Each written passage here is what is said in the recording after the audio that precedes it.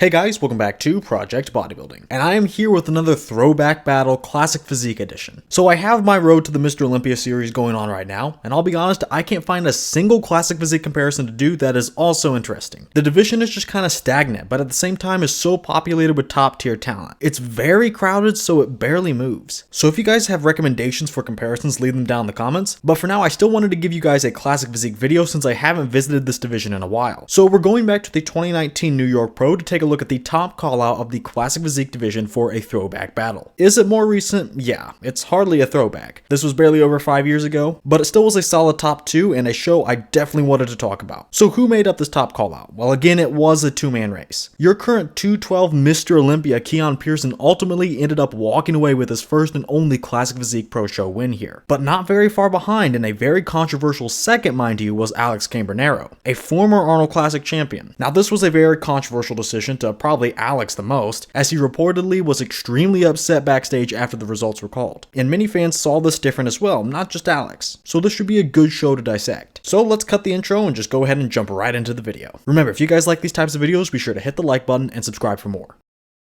Of course, we are going to start with the front double, and you know what, I will say this a lot, both guys do deserve to win here. In terms of quality, I have Alex. You can't see much in this lighting, but you can see enough, and you'll be able to see that and more in the video footage at the end. But Alex is just a bit harder, drier, and has a touch more separation and maturity. So Alex is winning the conditioning aspects, but what about the different body parts? They do go back and forth here. Let's start in the arms. Alex is definitely solid, but Keone's are legitimately some of the best ever. And by now, I would say he's at least in the top 20 of all time. This is where they were a little bit weaker. They are much better now, but you can still see those great shaped bicep peaks, those thicker forearms, and the balanced tricep sweep on the bottom. They're balanced pretty hard compared to the rest of his physique, and overall I just really like the shape to them. Alex is fairly close though. He's not a loser here, make no mistake about it. Now in the torso, this is pretty close as well. By themselves, Alex definitely wins the lats. They're wider, fuller, and have much better taper into the rest of his physique. Again, are Keone's bad though? Absolutely not. He still has great wide lats, but what seals the deal for him on the torso is that crazy vacuum in that tiny waist. Yes, Alex has great ab definition, but Keone's lat vacuum waist combo just screams classic to me. And finally, what about the quads? This area will be taken by Keone. Alex has the better hardness and all that, but the sweep on Keone's quads just overwhelms Alex. It's like even Keone's quads are aesthetic. So overall, between these two, you cannot make a wrong choice. Alex brings the details and won his fair share of body parts. However, this is classic, and Keone has great elements as well. Great quads, arms, and really neither guy had a weak point. But Keone's shape is what classic is, in my opinion. This front double, even though his conditioning was a bit meh, is one of the best I've ever seen, to be honest. And that's consistently what I think every time I see Keone. Now, if this wasn't classic, I think Alex's argument would be a bit stronger, but when Keone literally looks like he stepped out of the 1980s, it's hard to argue against that in this division. I have him taking the first pose.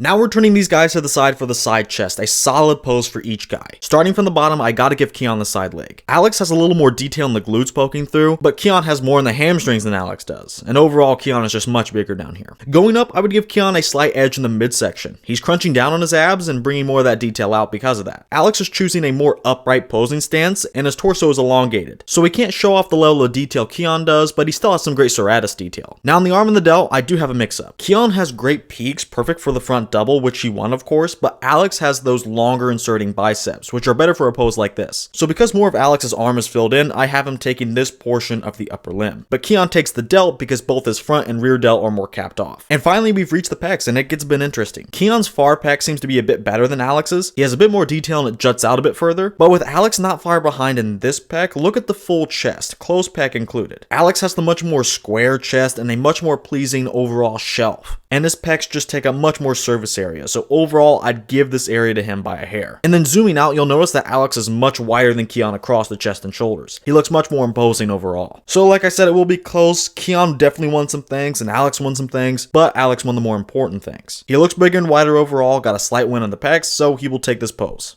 Let's go to the back pose now, and Keone was known for having a little bit of a weaker back, but he is holding up quite well here. Let's jump down to the lower body first. I have Keone here surprisingly. Alex had the conditioning edge from the front, and I still think he does have a slight edge here in the hamstrings, but only by a little. But that doesn't really matter though, because Keone's legs are much larger from the inside of the thighs to the out. The hamstrings are beefier along with better adductors, and his round quads give him good quad sweeps even from the rear. Alex doesn't have very filled in or filled out legs from this angle. He has poor quad sweeps and a gap between his thighs. That small edge in conditioning conditioning can't save him when he's getting outsized by this much. But what about the back? As I alluded to earlier, Keone's back surprised me here. He does hold up well. He is really trap dominant, however, but that is a muscle of the back, so in a way that is a good thing, I suppose. He does have good thickness as well, all the way down to where his lats insert. And for his subpar conditioning, he does have enough of it and thickness to have a decent Christmas tree, at least a somewhat visible one. And what about Alex's back? Firstly, the thing that jumped out to me immediately was the asymmetry. Not really because one side of his back is smaller, it is, but it's more like the right side of his back is just so much bigger. That left side just looks overgrown. It is considerably bigger than the right, and it's certainly distracting. But when you make it past that, you'll find that Alex does have the superior thickness and conditioning in the back. Keone's back was solid, but Alex's back just looks more rugged and grainy. Keone does have the lower back though because of the aforementioned Christmas tree, and Alex is just kind of a bit bare down here. And let's not forget about the arms and delts. Alex does put up a really good fight here, but his opponent is Keone Pearson. His delts are quite good, but what sells me on Keone in the upper limbs are those great bicep peaks. It is closer than you might expect, however. This entire pose is actually pretty close, more than I expected for sure. But as goes the back, so goes the pose, and I do have Alex winning what is really a coin toss. I imagine more judges did give this one to Alex based on the back and the slight edge in the lower body conditioning. However, Keone's argument is the fact that he has better upper-lower balance. But after watching the video too and really looking at this, I do think Alex's back is just a little too much for Keone to handle.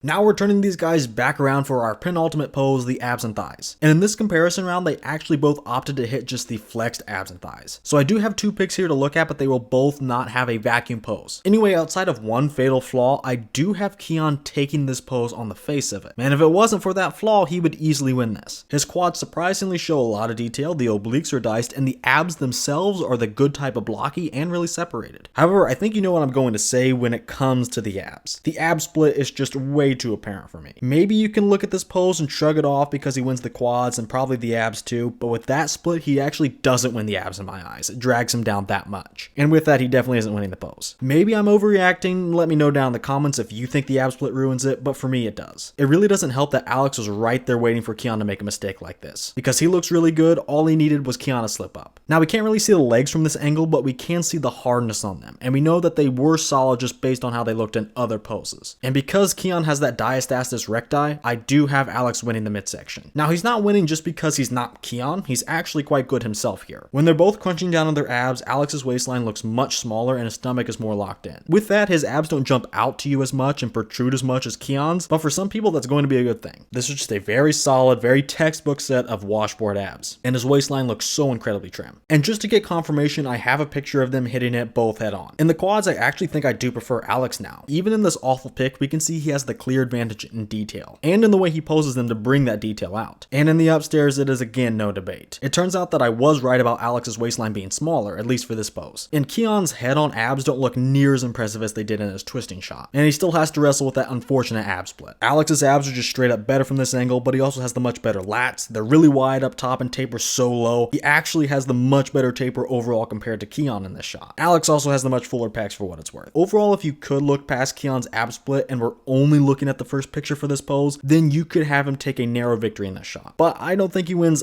either shot. I'm handing Alex a sound victory here.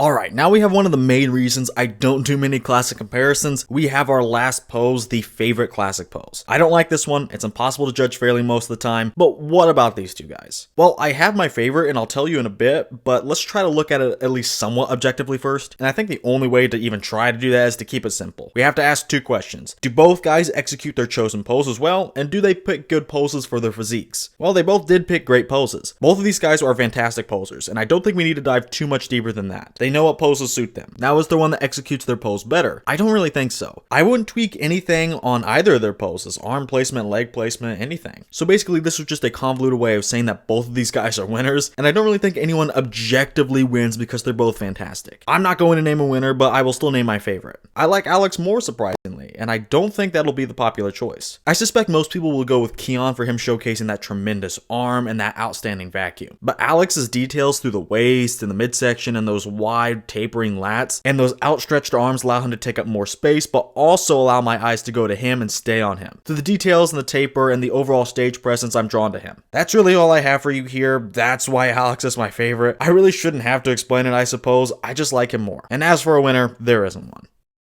Alright, now we're at the end of the comparison, and I don't really do anything special for my classic comparisons. I don't go through the overall physique categories like I do in my open two-way comparisons. I don't even do margins in these comparisons. But after it was all said and done, out of 4 poses, not counting the favorite classic pose, Alex won 3 poses, Keone only won the front double, which certainly wasn't a loss for Alex. So on the face of it, Alex was right for his supposed reaction backstage. This seems like a blatant robbery. But was it really? Well, I'm actually going to provide a completely different opinion and say it wasn't. Look, this is classic, and from a bodybuilding perspective, I think we could have had a different conversation. But travel back to 2019. Brian was still winning the Olympia, Chris Bumstead had yet to claim his first title, not to mention the division was just 3 years old. The division needed a more solid direction, and we'd get it in the most obvious way later this year with Chris Bumstead winning the Olympia. Whether you agree or disagree, it's certain that the IFBB wanted something different for the division. They wanted something more classic, or at least a modern interpretation of it. Alex fits that mold okay, he's definitely somewhat classic, he has the attributes of a small waist and the X-frame, and he's pretty complete on top of having better condition than Keone, but Keone is just more classic, and on that alone, I think he deserved the win. I can't even exactly describe what makes him classic, but the vacuum and his X-frame proportions certainly have something to do with it. He was pretty complete as well, mind you. He lost poses for sure, but everything was there. Alex usually just had more of the important elements. But that shape must have been what pulled Keone over the finish line, and I don't disagree. He looks like he stepped out of the 1980s. Alex is good, maybe even better from a pure bodybuilding perspective, but Keone had that awe-inspiring classic shape. And at the time, I certainly think that that's what they were looking for. Not just that, but I think this was needed. I know Keone didn't stick around in Classic after this year, but this was the right choice for the division for sure. He just had to win. I know the whole answer may seem like a cop-out, and to be honest, it kinda is. At this time, the direction of the division was largely non-existent, and certainly not Classic as it is today. Some fans surely got whiplash from this division, as although Classic didn't have a super clear direction, there was some kind of motif going on with the people placing higher at the bigger shows. George Peterson was winning the Arnold, Brian was winning the Olympia. Overall, I do disagree a little bit, to be honest. Alex got caught up in a changing dynamic and won more poses. He was a little more conditioned and pretty classic himself. But Keone was just so damn aesthetic that it was undeniable for the division. And as we learned from that decision and those that would follow it, the higher-ups were ready for a change. A change I think we can all agree was certainly for the better. The sport was taken in a more classic direction, or again, a modern interpretation of it. So did Alex deserve to win here? Absolutely. Did Keone deserve to win here? Yes. Should Alex have won here? In my opinion, no. Keone was perfect for the division and the direction they were going.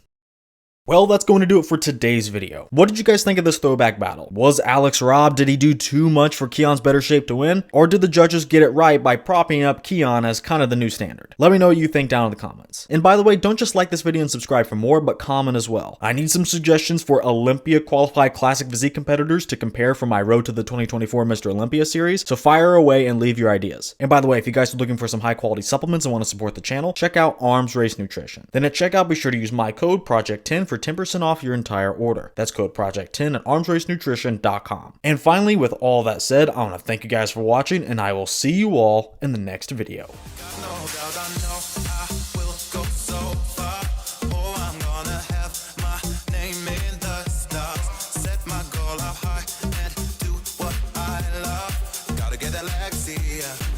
Get Alexia.